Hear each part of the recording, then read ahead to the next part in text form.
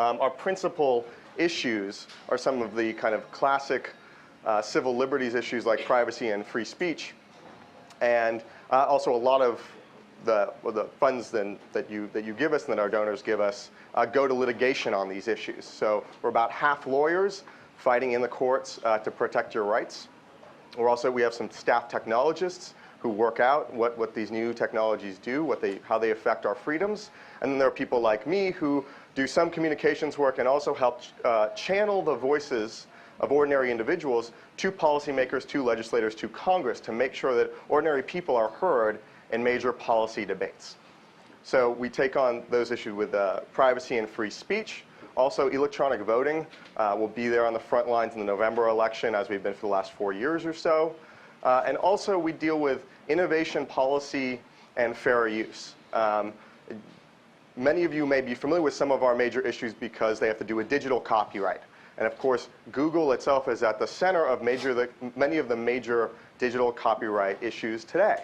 Well, that's certainly true. It's important to realize that the issues Google is facing now with respect to copyright aren't exactly novel, right? They're an evolution of an ongoing battle that we've been having over these issues for 8 or 10 years or more about how we properly strike the balance between the rights of copyright holders to have enough encouragement to produce their works, and the rights of the public, the rights of follow-on artists, the rights of educators, the rights of citizens, the rights of innovators to reuse those works, to create new technologies that reuse those works, and how we properly strike the balance between those two goals.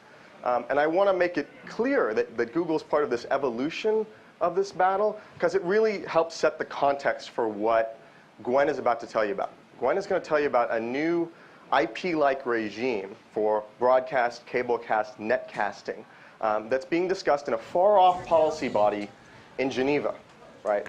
The decisions made there will affect the internet, will affect Google, will affect you in 3 years, 5 years, 10 years. They may have grave consequences for the internet, for Google, for you.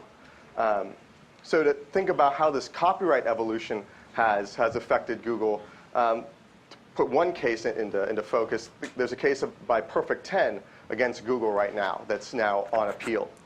In that case, Perfect 10, adult magazine publisher, sued Google for linking to images that may be infringing and for its image search that shows thumbnails, right, of these potentially infringing images.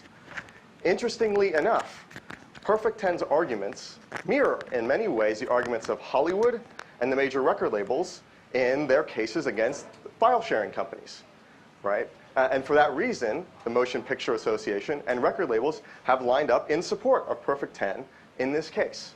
Right? EFF has been involved in file sharing issues for many years, and we took the Grokster case about file sharing networks to the Supreme Court. On the most narrow terms, that case dealt with whether people could create multi-purpose file sharing networks and distribute software to the public.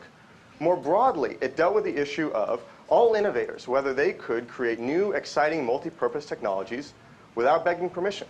Right? Again, Google didn't have to beg permission from Hollywood in order to create its search engine. Right? They could come up with the algorithm, implement it, put the website up. That was it. Right? That sort of wide berth for innovation is critical to get new exciting technologies like the ones that are created here. While the Supreme Court's decision in Grokster was flawed in many ways, it did hold intact one of the most important standards that protects innovators. And we're very happy that the court left that intact. EFF was also involved in a case called Kelly versus Aribasoft, which dealt with one of the early image search engines and said that the search engine, basically by making the thumbnails, was making a fair use of the copyrighted works. A legal use, even though they didn't have permission from the copyright owners. That precedent is, of course, important in the Perfect 10 case. It's also critical when it comes to Google Book Search. Right? The analogy being that an excerpt from a book, a small snippet, similar to a thumbnail of an image. So it's this evolution of the digital copyright fight that's now coming to a head with Google. So with that in mind, it's important that we turn to the broadcasting treaty, we nip whatever problems that there might be in the bud before they come back to haunt innovators 10 years on, as many innovators have been haunted by the problems with transitioning copyright into the digital age. And with that said, I'll turn things over to Gwen to talk about the broadcasting treaty.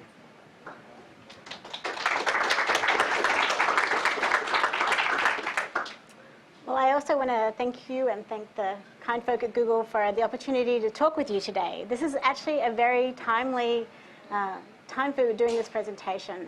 This week in the marble halls of Geneva, the World Intellectual Property's 182 members are going to vote about whether to convene a diplomatic conference, an intergovernmental conference, on adopting this controversial new broadcasting treaty that I'm about to tell you about. My goal today is to give you a sense about why IFF is concerned about this. We've been working in opposition to this treaty for 3 years because of our concerns. And my goal is to try to give you a sense about why you at Google should also be concerned about this and what you can do. Well, let's start off by looking at what the treaty would do. The treaty is above and beyond copyright, as Daphne put it. The treaty would create a broad new set of rights that apply in addition to and over the top of copyright. Broadcasters and cablecasters, the treaty covers both broadcasters and cablecasters, would get new rights, a right to control the recording or the fixation of their transmissions, a right to control or authorize who can do simultaneous retransmissions of broadcasts and cablecasts over the internet, and broad new 50-year rights that apply to recorded content. So rights that would include making available, transmission of recorded copies, distribution and public communication of recorded content, both over the internet and over traditional broadcast and cablecast channels. Most importantly, the treaty includes a requirement for countries that sign on to provide legal protection to technological protection measures that are used by broadcasters and cablecasters. Many of the folk here, I'm sure, are familiar with the Digital Millennium Copyright Act that Daphne mentioned. So what we're looking at here is an additional set of rights that apply over the top of copyright and a new type of DRM regime, digital rights management regime, backed up by law. The treaty would, in effect, allow broadcasters and cablecasters to use these broad new rights backed up by the legally enforced technological protection measures to restrict access to material that's transmitted, even if the use of that material would be permitted under national copyright law, if the material is Creative Commons licensed, for instance, or if copyright didn't apply, for instance, where a work might be in the public domain and therefore not subject to copyright at all. This is obviously a concern to those of us who believe that access to information is what gives us a foundation for technological innovation and what's necessary for social and economic development. I want to pause here and just note one important thing. My last bullet point here. At the moment, US broadcasters do not have intellectual property rights in their broadcasts, and cablecasters likewise. So the treaty would actually be quite a radical change for those of us in the United States. The reason that US broadcasters don't have intellectual property rights over broadcasts is because the US has never signed on to the 1961 Rome Convention, which is the existing international instrument that grants broadcasters 20-year rights in countries that have signed on to that treaty. The US isn't a party to that. So instead, in the United States, broadcasts are protected by a mixture of copyright in the underlying content, some Federal Communications Act provisions, and at the state level, there are various criminal laws that deal with theft of services, so theft of paid programming. There's also some provisions that specifically deal with decryption devices for devices that use that receive encrypted content. Webcasting. This is why you should care about this treaty. You may not care about broadcasting and cablecasting, but the treaty may well cover webcasting. In 2002, the United States made a proposal to extend the treaty to webcasters. There are various webcasting companies in the United States, Yahoo, News Corp, and the Digital Media Association, their industry body, who have asked for these rights in the treaty to be granted to webcasters. And their main argument for wanting these rights is one of parity. They believe that broadcasters and webcasters should get equivalent rights because they're often transmitting the same type of content, even if the platform is different. And for that reason, the United States put forward a proposal in 2002 and then again in 2003 to include webcasting. And that's been in the treaty up until the last draft. That has been extremely controversial. in 2004 and 2005, most of the other member countries at WIPO have rejected extension of the treaty to the internet. And webcasting was the main point of contention. Negotiations actually almost came to a stop earlier this year because of this very issue. And so as a compromise, as a way forward, in May 2006, WIPO agreed to take webcasting out of the current treaty and split the treaty in two. So what we currently have is a treaty that theoretically deals with broadcasting and cablecasting in the traditional sense. And we're dealing with that at the moment. That's on a fast track. And we separately have a new second instrument that will deal with internet transmissions, and specifically with webcasting. The goal is to have that be a separate instrument that will be part of discussions in November.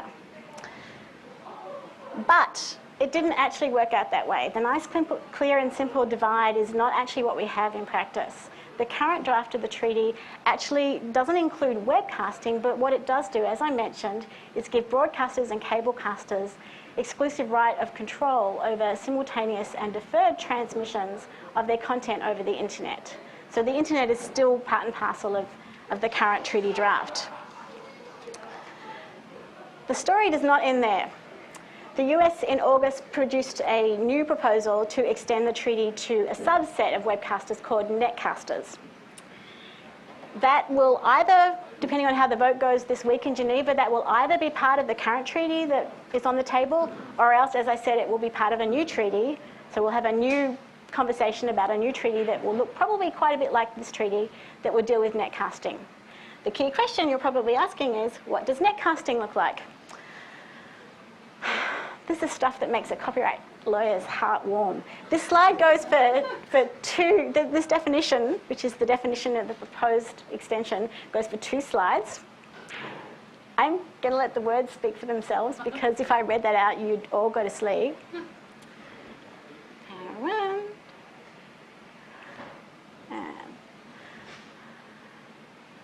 Right, so have you all got that? Great, great. As I said, it's truly lawyerly dream stuff. I guess the simple takeaway from that is it's an amalgam of various things. It looks like IPTV mixed with some simulcasting, and it has to be done by a legal entity, whatever that means. But that's not currently in the treaty. As I said, that's on the table, lurking in the background. We're waiting to see what happens. The treaty does include internet transmissions, but potentially could also include these. So what's so bad about the treaty? Why is EFF concerned? Well, the ostensible reason why we're going through this process of negotiating a treaty is signal protection. There's a concern that broadcasters invest money, and cablecasters as well, and in order to protect the signal that they've invested money into, we should have a treaty. I think many people agree that that's a laudable aim. There's a general consensus amongst all the people who are following the treaty that signal protection is a worthy goal. The problem is the current treaty draft goes beyond signal protection and creates new intellectual property rights, 50-year intellectual property rights, over broadcasts and cablecasts and potentially over netcasts. And those broad new rights, backed by, as I mentioned, legally enforced technological protection measures, can do or could do 4 things. First, they could create potential liability for internet intermediaries. They certainly will stifle technological innovation, which is one of the reasons why EFF cares. They will restrict access to knowledge and freedom of speech online in the online communities. And they're likely to threaten consumers' existing time shifting and in-home or personal networking retransmission rights in the United States, which is something that's currently lawful under US copyright law. Excuse me, what's the Technological protection measure. Thank you for the clarification. Well, we think this will be bad for the entire internet, but to make this a little bit more concrete and to explain why, we'd like to give you a sense about how this treaty might apply to Google's mission to organise the world's information and make it universally accessible and useful. And we thought what we would try to do here is highlight how some of Google's current products and some of the products that we think might be likely to be developed, how they might be implicated by the new rights that this treaty would create. You guys know Google way better than I do, so I know the broadcasting treaty. What I have chosen to do is chosen these 3 areas, and I'd be happy to talk further about other Google products that might be on the line in the question session after we finish. So let's look at Google search engines. Let's consider Google's video search, the current video search, and a new product that would be an index created by Google of the world's audio and TV broadcast content. There are already entities that are out there archiving radio and television broadcasts. Google might well want to create an index that actually provides user functionality to finding content in that archive. That technology relies on access to recorded content without seeking prior explicit permission. How would the broadcasting treaty implicate that? Well, the broadcasting treaty will change that environment for two reasons. First, it will require permission for copying, for indexing, and for displaying search results and linking to search results. Secondly, what we can see straight up front is that the technological protection measures, if they're used on broadcast or cablecast content, might prevent some material even being part of an archive or even being indexed, and therefore being part of the search results that you see. So you might see parts of the world's audio and television broadcast archive being blocked out of the Google search. How does copyright deal with this? Well, I wanted to highlight here that we have a sense about how this goes in the copyright world, particularly as regards to search engines. But what I also want to highlight here is what is novel about these rights. As I mentioned, these rights don't exist in the United States. Broadcasters do not have intellectual property rights in their broadcasts and cablecasts. And this treaty is not a copyright treaty. This treaty is would create a new and completely unknown set of rights. In copyright, we've got 100+ years of history. We know what the boundaries are. We know what sort of secondary liability, what indirect liability for a copyright might look like. We have no idea whether there will be secondary liability and what it will look like in relation to these rights. In relation to the direct rights that a company might violate, again, we have no clear boundaries about what the scope of these rights will be. So while I'm highlighting the way that copyright has dealt with these things, or imperfectly dealt with these things in the case of the Perfect 10 case, I just want to highlight that much of what we're dealing with here is the unknown, and that's exactly why many people are concerned about this treaty and its implications. But to look at the basics, a search, if we're talking about creating an index and a search, we're talking about reproduction, potentially reproduction in relation to caching, and we're talking about display rights, arguably distribution rights. So there might be questions about whether Google would have would directly violate copyright owners' rights. We've seen that being the subject of litigation in Parker v. Google and Field v. Google and Perfect 10 v. Google. I'm sure many of the folk who work on these cases chapter and verse exactly how these issues work.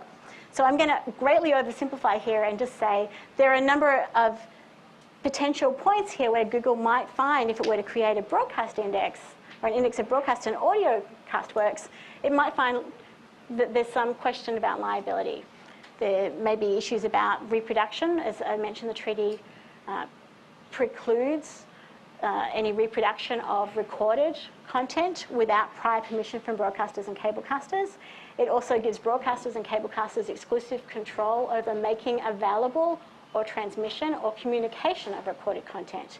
So anything that looks like a display by producing a search result, again, might involve either primary or secondary broadcast treaty liability for Google. The point I want to highlight here is this. In the copyright cases that Google's been involved in so far, Google has largely, with some exceptions relating to fair use and thumbnails in relation to Google image search, Google has benefited from the exceptions and limitations in US copyright law. That has allowed Google to release to the market fantastic, innovative products that benefit all society. It has, in fact, benefited from fair use, something that's well understood in the United States. It's benefited from a series of statutory safe harbors for internet service providers who cache, host, and who provide location information tools. And it's also benefited from a fairly well-defined and understood set of principles about secondary liability for copyright. What's different in relation to the broadcasting treaty is that none of that is guaranteed. There's no guarantee that there will be any equivalent or mirror set of exceptions and limitations to these new broadcasting rights. And that should be a source of major concern. It's for exactly that reason that internet service providers such as AT&T, Verizon, and US Telecom have weighed in opposition to this treaty, because it creates potential liability for any internet intermediary, not just Google, but any internet service provider who, for instance, transmits content, unauthorized recordings across a network, might find that it has potential liability under this treaty with no guarantee that there will be internet intermediary exceptions that parallel those that we currently rely on in copyright law. The treaty actually allows countries who sign on to the treaty to create mirror exceptions, but it doesn't require it. So what that means in practical terms is that you have a domestic battle when it comes down to implementing this treaty in US law. And that looks like the will of your relevant national government versus the strength of your domestic lobbying enterprises on behalf of the broadcasters who are seeking these rights. And what I fear is that we'll see a battle at the US congressional level to protect every single exceptional limitation in copyright law that we rely on, repeated at the broadcasting treaty level.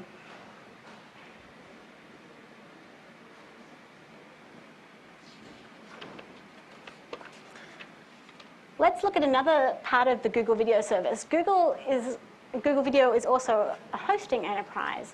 Users can upload content to the Google Video website. And the question that Google might be asking itself here, well, there are two questions. One is, will Google get the benefit of this treaty? Is it possible that Google will suddenly find itself in a situation where Google gets 50-year rights over everything that its users upload to Google Video? Will it suddenly get the absolute exclusive rights of control over internet redistribution of Google Video content? That comes down to, will Google be considered a netcaster for the purposes of that long definition I put up several slides back? I think the answer to that is likely not. And that's because if you went back and looked at the wording there, the concept that is clearly envisaged by the netcasting provision is IPTV, in the sense that that the person who's doing the transmission controls the timing of the information being pushed out to consumers, and that the content is received near simultaneously. Obviously, in relation to Google Video, that doesn't apply. The end user who's watching a Google Video will be the one who pulls the content. So the second question Google might have is, will there be any potential liability for hosting material that might be infringing? Obviously, if Google were to get direct licensing from broadcasting and cablecasting networks for their content, that wouldn't be an issue. But because the treaty gives broadcasters and cablecasters the exclusive right over recording broadcast or cablecast content, it's possible that Google could find itself in a situation where an end user posts to Google Video something that is an unauthorized recording of content. Well, what does that mean? In the copyright context, we know what that looks like. We've got a well-understood, somewhat imperfect mechanism for dealing with that. We have this provision, a notice and takedown procedure that is one of the statutory safe harbors in the Copyright Act in Section 512, and it's straightforward. It doesn't always work perfectly, but if someone who is hosting material receives a letter, a notice and takedown request from someone who alleges that material being hosted is copyright infringing, if the hoster takes down the material, then notifies the original poster that they've done so, they've got limited liability for copyright infringement. Again, my point here is there will be no equivalent regime for broadcasting content. You cannot assume that the same type of mirror exceptions or the same type of safe harbors will be created in relation to this new set of rights.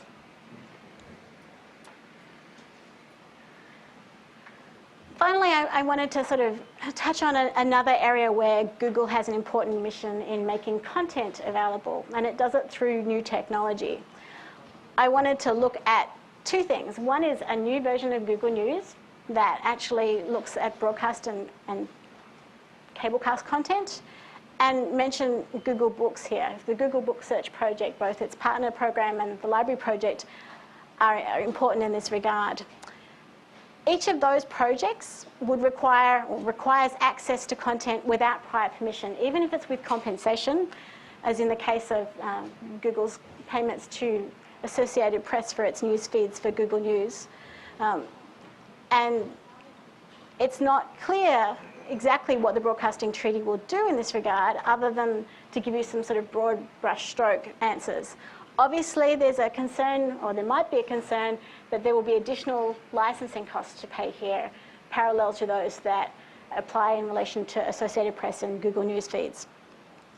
The second and perhaps more important point is to notice how the treaty impacts technological innovation. So the creation of new devices and new technologies that Google might create in order to make content available to the world's citizens is what's at risk here.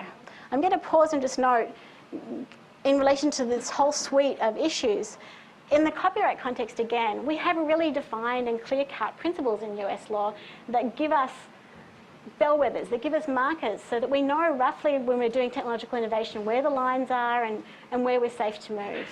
There's obviously fair use and implied license. There's reverse engineering that's protected as a form of either unprotected speech or fair use in United States law. All of these things are well understood mechanisms, but they won't apply again in the Broadcast Treaty context.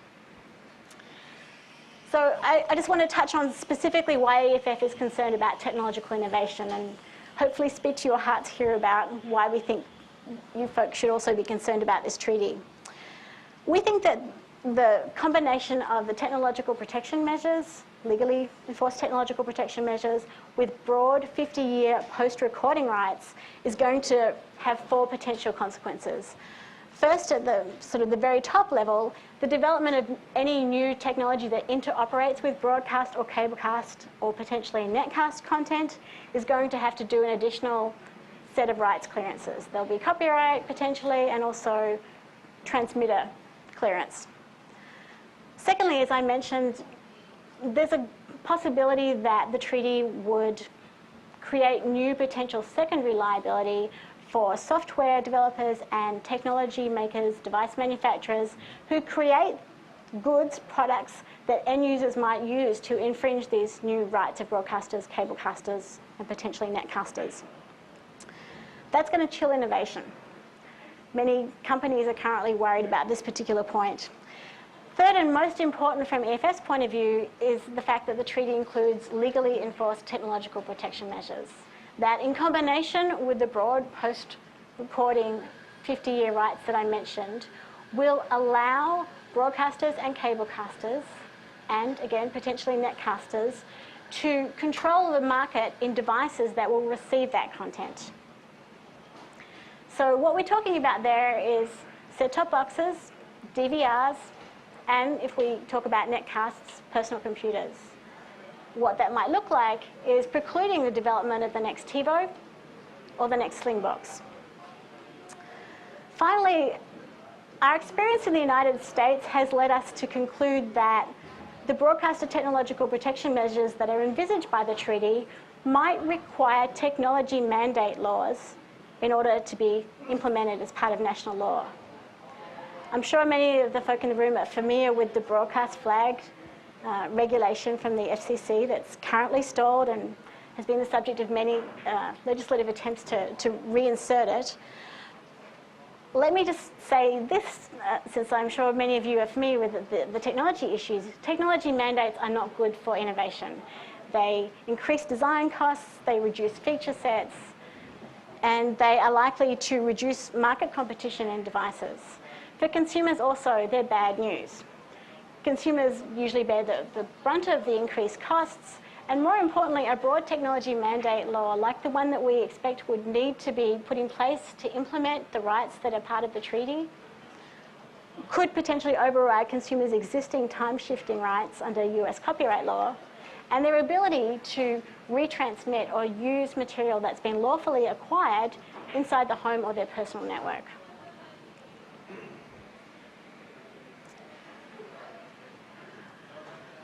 Okay, so I've talked a lot about Google. My goal in doing so is to try to let you see the range of issues that EFF is concerned about here. As I said, this treaty is bad for the internet community as a whole, not just Google. But if it's bad for Google, it's bad for the internet. what we're talking about is changing the current internet world, a world which is based on permission-free internet exchanges, and replacing it with a transmission right. Remember, broadcasters don't have to have created content. Purely transmission right is what we're talking about here. And if that's backed by legally enforced technological protection measures, as I've said, we're concerned that that will have a grave impact both on the device design market, but also on people's free speech and communication rights. For other companies, other internet companies, other web portals, other internet intermediaries, we think the liability issues are somewhat similar to the things we've talked about in relation to some of Google's products. I also just want to emphasize this last point here, that the treaty is bad for the entire internet community, not just internet companies. Podcasters, the user-generated content that is part of YouTube and is part of the rich media experience of MySpace, all of that is put at risk here by this treaty. And last week, and again yesterday, EFF delivered a letter to WIPO that's signed by 200 podcasters and podcasting organizations, representing collectively thousands of podcasters around the world, that voices their concerns about this treaty. They've got two particular concerns. One in relation to their freedom of expression. They believe that the ability to get rights clearance for the material they want to use in their podcasts, they already face significant hurdles due to undeveloped licensing markets.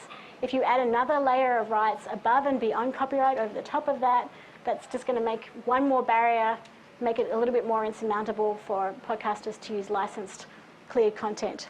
The second reason they're concerned, as I've mentioned, is the impact this treaty will have on technological innovation and the environment that allowed the creation of such things as iPods and web syndication technologies like RSS that make podcasting possible. This is a major concern to many people in the free speech community online. So, next question, what stage is the treaty at? Well, as we speak, discussions are underway in Geneva. The WIPO General Assembly is meeting this week, and it has the task of voting on whether to hold a diplomatic conference next July. There's been a recommendation from the Copyright Committee part of WIPO that there should, in fact, be this conference. The WIPO General Assembly, the plenary body of WIPO, has to make that decision this week. If they decide to convene that conference, the goal would be to have the treaty adopted then in July. They could vote otherwise, but unfortunately it's just not clear at this stage which way this is going to go. If a treaty is adopted, in United States law, treaties aren't self-executing, so then what we would need to see is US implementation legislation that would make the treaty part of US law. And as I mentioned, what we see at EFF is that will be a battle for trying to develop balanced exceptions and limitations that provide enough room for technological innovation to go ahead. A battle that may well be hard fought and difficult to predict.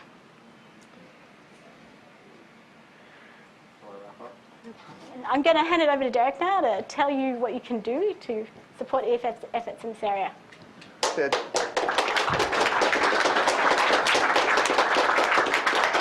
Sort of wrap things up and tie it together. I mean, I think as Gwen meant, what happens to be bad for the internet in this case is bad for Google. I'm sure there are some things that are bad for Google that are good for the internet, but in this case, what's bad for the internet is bad for Google, and I hope we've instilled a lot of fear in you.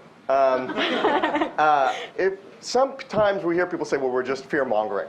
What we're doing is just speculating here about a treaty that could go either way. Well, let me ask you who's really speculating here, right?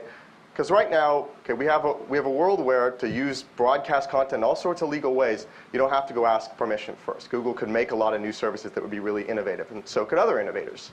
On the other hand, under this treaty, we have a world where the first line in your business model is not create a cool new product. It's ask broadcasters permission to create a cool new product, right? Who's going to fund that? What VC wants to fund that where you have to ask permission first? I think you're going to have a lot less takers. Now, okay, so we're not speculating. What about the broadcasters, right? Is there a lack of broadcast, cablecast, and webcast content that you have access to? Right? Do these people need more incentives to distribute works in these ways? No, there's tons of broadcast, cablecast content. Sure, you can have things about theft of service and signal piracy, people not getting cable that they haven't paid for, not getting HBO if they haven't paid for it. Sure. That's a whole different thing than what this treaty is about. As Gwen has explained, we're talking about a broad regime of new rights and new technical restrictions on use of your TiVo, all sorts of things. Okay? And what the broadcasters happen to have, of course, is a lot of money, a lot of power because of a lot of money. And it's tough to fight against that a lot of the time. It's expensive enough to fly to Geneva, right, as Gwen has to do over and over again, to wrangle with these people in far-off bodies, policy bodies. So there are a couple of things that we would, of course, love you to do, if not Google to do, certainly you as individuals. One, you can go to our website, action.eff.org, and take action now to tell your representatives to oppose this treaty. Second thing you can do is support EFF. As I said, we are a small organization. We have 25 people, small budget. We fight a lot of tough cases on a lot of different issues. Litigation is hard. Flying to Geneva is hard and it's expensive. So as I said, we have on the table over there brochures and little donation envelopes. You can also go to our website, sign up, become a member, get a hat, get a t-shirt, get an LED keychain. Good stuff, right? And you'll be supporting a good cause. So I think those are the three things. Those that spread the word about the treaty too. But mainly, if you can go to our Action Center now and then and support EFF, we'd be quite pleased. Well, thanks very much for your time.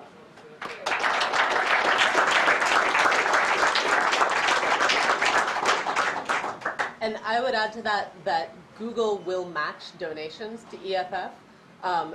I've heard rumors of whoever does the donation matching digging in their heels and trying not to match. If they do that, email me or email AMAC and we'll straighten it out. Because EFF is doing great work. I'll say that personally. This isn't Google urging you to donate to EFF. And I'm sure a lot of people have questions, so let's open up the floor. Yeah, go ahead. Yeah. As far as I'm concerned, you all are a great organization, and the work that you do is not duplicated in a lot of other places. So please take my comments in that light, because as a friend, I want to push you a little bit on one or maybe two issues. It jars me when you talk about the creation of new rights for people like broadcasters. I was thinking about it while you were talking, and there are other words that I think are more suitable here. I mean, simple words like powers, because when you talk about rights, you're talking about something that this country was built on, right? And a key part of the Constitution is the Bill of Rights, and in there, it's really about the rights of actual human beings and limiting the powers of government, right? Right. The right of the people peaceably to assemble and petition the government for redress of grievances. Right? That's a right that limits government power. And I feel like it just kind of hits me every time you talk about giving broadcasters new rights, where I feel like what strikes me is the issue of the ability of small numbers of commercial entities to limit, to restrict or control what actual human beings can do. And that's that's a thing that bothers me as I hear this. Yeah, I don't think. We're not going to disagree. I mean, I can phrase it in sort of legalistic terms as a set of exclusive rights, because that's what the treaty says. But I think what's at stake here, 100%, is the power to control your devices, the power to limit freedom of speech online, the power to limit your ability as a consumer to time shift and to retransmit content within your home. So I agree. Go here, then back there. Yeah. Okay, yeah, I mean, I completely second what he said about the EFF and the work it does, and his comment about using words like restrictive powers and things. But are you aware of any broadcasters in whose interests these new powers ostensibly would be, who nevertheless have come out against it? Is there anyone who said we don't want these powers? In relation to broadcasters, no. I mean, to be perfectly frank, the people who are largely pushing for this in the United States are the North American Broadcasting Association, and as I mentioned, there's a number of webcasters. On the webcasting front, there are a number. There was a letter that was presented to WIPO by EFF back in 2004, signed by 20 major webcasters and internet companies. People including Mark Cuban, the owner of HDNet, Elliot Noss from Two Cows, Tim O'Reilly, a number of internet Illuminati, people who have a dog in this fight, who would get the benefit of this treaty, who expressly rejected webcasting. They actually felt it would hurt their interests and give an edge to incumbents over their enterprise. But no, broadcasters surprisingly are pushing for these rights. And as I said, this is actually kind of surprising in the US context, because in the US we've never really granted powers or rights based on purely investment-driven motives. At least in relation to copyright, we require some modicum of creativity. So this whole concept of what I mentioned, the 1961 Rome Convention, that's alien to the US tradition. But yet, broadcasters here are particularly keen to have these types of rights, and they want economic rights. They have used the word economic rights, so, yeah. Let's go back down the road. So first off, I want to publicly thank EFF for helping us in North Carolina with relation to e-voting. We had a case this past December where one of the major electronic voting magistrates said, well, we don't want to comply with the law because it's too expensive. And they actually got a restraining order based on that, and EFF stepped in and helped overturn that. So, you know, EFF has helped make a tangible difference there. But my question with regard to this is, where does it leave the copyright holders? So, for example, if I create something, with some 1 minute video clip, and then it's broadcast against my wishes, in violation of copyright law, what happens? What's going to go on there, basically? This is the $64,000 question. The treaty says that it doesn't have, the treaty's preamble says that it's not intended to affect existing copyright rights. Didn't the DMCA say that too? Well, and leaving aside the DMCA, the interesting point to note here is that there's a collective of rights holder organizations, the International Federation of Phonographic Industries, which is essentially the international version of the RIAA and the MPA that we're familiar with here. They and a number of the rights holders organizations have, at the last few WIPO meetings up until recently, opposed the treaty and have said that they are concerned about the potential for conflicts because of the overlapping nature of the rights. They've issued public statements on this point. I have to say, as the end game draws near, the MPAA in America actually have come out in support of the treaty, but have said, along with the RIAA, that they support the treaty, but they support only a narrow signal piracy-based treaty. Well, hey, EFF and the 40 signatories who signed on to a letter to the USPTO 2 weeks ago and to WIPO last week also support a signal piracy treaty. This treaty ain't that. So. I think the more interesting hypothetical that I've talked about a lot with Gwen is if you have a public domain work, right, work that is not under copyright anymore, or something that has been permissively licensed, like a Creative Commons licensed work, what happens when that gets broadcast, right? The broadcaster gets rights over that public domain work, even though under copyright, you would be totally free to use it however you want, right? It'd be basically snatching that work back from the public domain and putting it back under broadcaster's power. The question I had is like, so say that someone comes to, with respect to your bullet point about having to clear more rights, say that someone comes to Google Video and says, "We please put our video online, the original content of Mr. Copyright Holder." This happens all the time. But that piece of content has been broadcast somewhere else. The copyright holder himself now has to clear the rights? So you're saying somebody records The Simpsons and wants to put it on Google Video or broadcast their own thing and record? What's the? So say that I don't know. So it's fair use of The Simpsons or something. Sitcom, Yeah. has discovered that they want to be able to put they want to be able to put short clips of their sitcom on Google Yeah, the Video. copyright I owner see. wants I see. in, I which see. is in conflict with broadcast. But they're that sitcom is broadcast as well. But the people who produce the sitcom want it to be on Google Video. Do they have to then, or is it Google's responsibility to then go back to the broadcaster? So I think this is one of the interesting questions. I think in a competitive licensing market where you've got two entities on my reading that could authorize retransmission in that situation, it's the treaty. The treaty's formal language says that copyright's not affected. But as a practical matter, if there's effectively a limited licensing pool for that, copyright holders might find that they don't get as much of the pie as they previously did. I mean, obviously, these things are dealt with in the US at the moment under contract law, and there'd be another analysis of that. But yeah, it looks like two entities have the same ability to authorize retransmission and extract licensing fees. And that's kind of the same as the DMCA, really, where the creator of the technological protection measure could technically have standing, Right. even if they copyrighted or authorized something.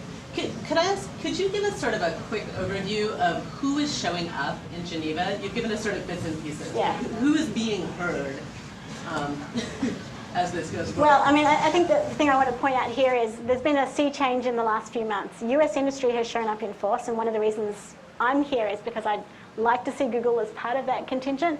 But let me give you some names. Intel, Sony, Panasonic, AT&T, Verizon, Dell, US Telecom, the industry body for the telcos, the Computer Communications Industry Association and the Consumer Electronics Association, together with EFF, a number of the major public interest groups, and all the international and US libraries, signed onto a joint statement opposing the current treaty draft. And that was delivered to WIPO last week. Of those, a number of those, as I said, Intel's been there in person, CCIA is there in person, Verizon, AT&T, US Telecom, they're all there in person, and they're going to Geneva because they really are quite worried about how far advanced this treaty is. Let's go back there. Is broadcasting content defined broadly enough to include advertising, or is it just programming that is exclusive of that? Broadcasting, there is no definition of broadcast. That is one of the things that a number of countries would like to see in the current treaty. The current treaty draft instead defines broadcasting, and it talks about transmission of a combination of sounds and audio or the representation thereof. It doesn't deal with any more granular detail. That's a very good point. Over here. So assuming the treaty passes in Geneva, as you mentioned, a key fight then is in Washington as the U.S. Implements, and Right. the timeline there would probably be late 07, 08, I assume. I was just wondering if Yeah. overall at EFF have any intelligence on what early signs are of how the U.S. Congress is thinking about this. Well, it's kind of cross that bridge when we get there, right? In the meantime, there are many fights that have to do with restrictions on your non-infringing use of broadcast content. Right, so as Gwen mentioned, there's this thing called the broadcast flag, which would basically require all digital television sets to recognize certain copy protection or controls on over-the-air HD TV. Right, so this is again the TiVo having to go beg permission from the FCC and Hollywood to build their newest devices. Right, and that's a live issue right now. In fact, mainly in the Stevens bill in the Senate that has to do with telecom reform, it's been snuck in there as well. Similar bill regarding digital radio that's been snuck in there, and also satellite radio. So those are really the live issues right now, and those are the ones that are, I think, going to be live in Washington over the next foreseeable future. When this comes up, the timetable in Geneva is pretty hazy as it is, right? They suspended discussions today, Geneva time, in order to have informal discussions between member countries because it's such a divided question at the moment. You basically have the United States opposing the convening of a diplomatic conference, and for different reasons, many people and many countries in Latin America and in Asia, and on the other side you've got Europe, Eastern Europe and Russia calling for a diplomatic conference.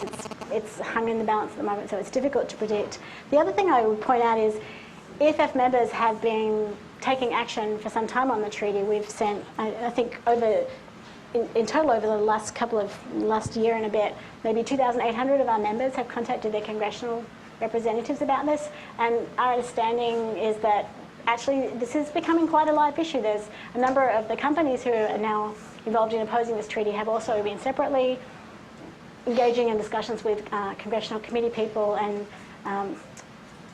those conversations are ongoing both at the House and the Senate committee level. Let's go back there. I'm going to make the point. I suddenly realized I'm confused. If I take a picture of the Mona Lisa, I don't own the Mona Lisa, but I still own the rights to my picture of the Mona Lisa. Right. This was my understanding of what this transmission bill was, and you're saying, no, you actually, if someone does their, if someone goes to the Louvre and does, here's the Mona Lisa, are you saying that they now own the content of their transmission and that they own the Mona Lisa too? mean, this Not saying sounds that- like what you were saying before, that, you know, the people transmitting this Right. thing that's also going to YouTube, do they own the transmission, or do they own the content? Well, That's part of so- the transmission, even if the content's a separate entity. Right, so there's a copyright holder, right? So there's a copyright holder who is transmitting the television show, right? Or who's not transmitting it, who's delivering it to who's ever transmitting Right. it. They're the copyright holder. They have their bundle of copyright Right. rights, right to distribute, right to copy, things like that, okay? Then there's going to be whoever the cablecaster is going to get a separate sort of right, and it's over the recording and use of that work later, right? So Of you were that say, specific but if you record it and then reuse it, am I summing it up right? I mean, this is the issue in a nutshell. Basically, what most people who are concerned about this treaty are concerned about is the fact that it goes beyond signal protection. We understand what it means to siphon off a cable or get unauthorized access to a satellite signal. It's not clear to us why you need intellectual property powers or rights to protect something that is already protected under copyright. If EFF and many of the industry groups who I mentioned just now would be happy to see a treaty go forward if it just dealt with signal piracy. This treaty doesn't deal with signal piracy. The issue is it has these broad rights that apply after you've recorded the content. And that necessarily fudges the distinction between signal protection and content protection. Because you had mentioned before a broadcast of something that was part of the Creative Commons, Right. suddenly losing, somehow Right. That that is- is a picture of the Mona Lisa, maybe. And many podcasters probably feel the same way. Okay. Yeah. Well, similarly. So you kind of touched on it, but what is the argument that the broadcasters are making? Like, what technologies are they saying that they would implement if only they had these new powers? Like, what are they scared away from doing right now that they could do under these new powers? Well, obviously I don't speak for the broadcasters, All right, so but- I have to make it clear that we are on one side of this particular conversation. What I can say is repeat some of the things that the broadcasters have said. I think that's a fair way to describe it. So there was a US Patent and Trademark Office roundtable that took place on September 5. At that, the Senior Associate General Counsel for the North American Broadcasting Association said that the reason they were looking for these rights, looking for this treaty, was to protect against internet retransmission of signal piracy. That's what they said. And he mentioned in particular a case called the iCrave case.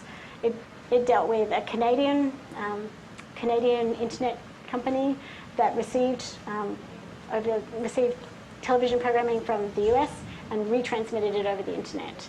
Now, in that particular case, iCrave, the Canadian entity, was shut down by the copyright owners in the content. So going back to Gwen's question, copyright owners actually took action in the US court and closed down iCrave.